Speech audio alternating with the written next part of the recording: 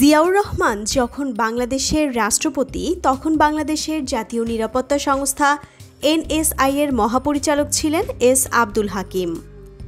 আব্দুল হাকিম একটি বই লিখেছেন যার নাম জিয়াকে যেমন দেখেছি। জিয়াউর রহমানকে নিয়ে নানা স্মৃতিচারণমূলক ঘটনা উল্লেখ করেছেন তিনি এই বইয়ে। সেই বই থেকে কয়েকটি ঘটনা থাকছে আজকে আমাদের এই আয়োজনে। এই বইয়ের বাকি অংশগুলো ও এরকম আরও ভিডিও পেতে আমাদের চ্যানেলটিকে সাবস্ক্রাইব করে বেল বাটনটি প্রেস করে রাখুন। তিনি লিখেন, বাংলা ভাষার উপর জিয়াউর রহমানের দরদ ছিল অকৃত্রিম। তিনি সবসময় নিজের নাম বাংলায় স্বাক্ষর করতেন। জিয়াউর রহমানের এ ব্যাপারে আর একটি অবদান হচ্ছে যে সবকটি সেনানিবাসের সকল নামফলক বাংলায় ভাষান্তরিত করা। সেনানিবাসে একটিও ইংরেজি নামফলক চোখে পড়বে না। সেনানিবাসের রাস্তাগুলোয় তার সময়ে শহীদদের স্মরণে নামকরণ করা হয়। দেশের প্রতিটি খুঁটিনাটি ব্যাপারেও তার নজর এড়াতো না। একদিনের একটি সাধারণ ব্যাপার উল্লেখ করতে চাই। অফিস থেকে ফিরে দুপুরে বিশ্রাম করছি। বাইরে হালকা বৃষ্টি হচ্ছে। হঠাৎ টেলিফোন বেজে উঠল।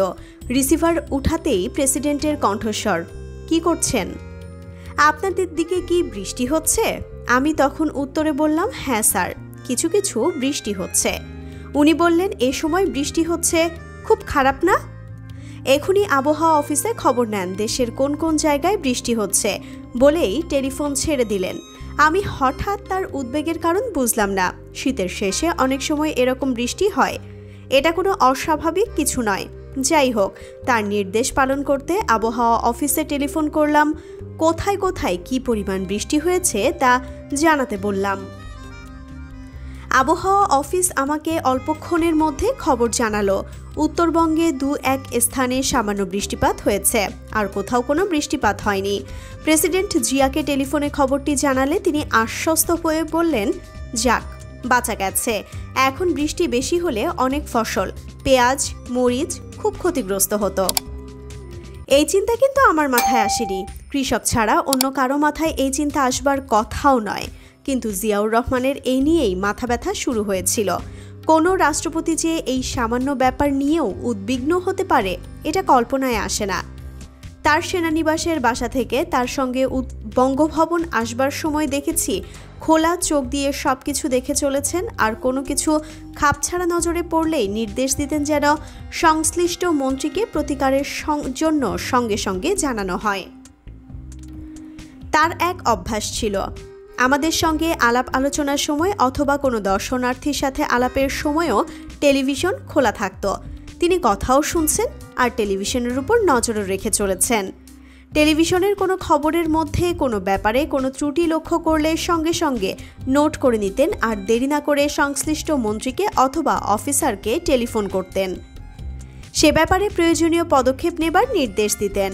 এমনকি টেলিভিশনের প্রচারকদের পোশাক পরিচ্ছদ বা বাচনভঙ্গি সম্বন্ধেও তাকে টেলিফোনে তথ্যমন্ত্রীকে নির্দেশ দিতে শুনেছি।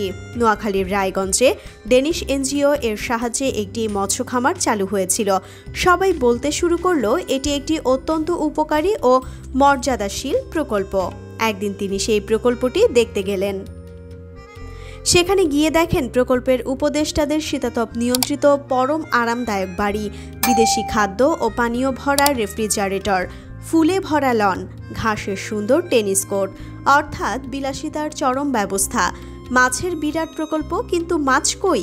অনেক চেষ্টা করেও তিনি মাছের দর্শন পেলেন না। তিনি ভীষণ রেগে গেলেন। বুঝলেন বিদেশি উপদেষ্টারা বাংলাদেশের প্রকল্পের টাকার উত্তম সদ্গতি করছেন। ওখানের লোকদের জিজ্ঞাসা করলেন ওই এলাকার কোনো মন্ত্রী, উপমন্ত্রী বা এমপিরা কখনো কি এদিকে আসেন কি না। তারা জানালেন এই এলাকার কোনো মন্ত্রী বা প্রতিমন্ত্রী নেই, তবে এই এলাকার থেকে একজন খুব বড় অফিসার আছেন। তার নাম মিস্টার GM চৌধুরী। ঢাকায় ফিরে সেদিনই বঙ্গভবনে চৌধুরী সাহেবের তলব পড়ল। চৌধুরী সাহেব তখন অর্থ সচিব। শঙ্কা আর উদ্বেগ নিয়েই তিনি হাজির হলেন। জিয়াউর রহমান তাকে জিজ্ঞাসা করলেন, আপনার বাড়ি কি রায়পুরা? চৌধুরী সাহেবের হ্যাঁবাচক উত্তর শুনে তিনি জিজ্ঞেস করলেন, দেশের বাড়িতে কতদিন যাননি? চৌধুরী সাহেবের পূর্বপুরুষরা ওই অঞ্চলের জমিদার ছিলেন, কিন্তু গ্রামের সঙ্গে তাদের সম্পর্ক অনেক দিন থেকে আর নেই। চৌধুরী সাহেব বললেন, স্যার, প্রায় 20 বছর গ্রামে যায়নি। জিয়াউর রহমান বললেন, আপনাদের মতো লোকদের জন্যই তো দেশের এই অবস্থা। আপনার এলাকায় এত বড় মৎস্য প্রকল্প হয়েছে, তার খোঁজ রাখেন না? গ্রামের খেয়াল খবর একটু রাখবেন তো। এর পরপরই তিনি নির্দেশ দিলেন যে উচ্চ পর্যায়ের অফিসাররা অন্তত 10 দিন নিজ নিজ এলাকায় থাকবেন এবং সব উন্নয়ন প্রকল্প সম্বন্ধে খবরদারি করে রিপোর্ট দিতে হবে। বহু অফিসারই এই আদেশকে নতুন একটি আপদ ঘাড়ে এলো বলে মনে করলেন, কিন্তু সবাইকেই এই হুকুম তামিল করতে হয়েছিল এবং এর ফলে গ্রামাঞ্চলের যথেষ্ট উপকার হয়েছিল।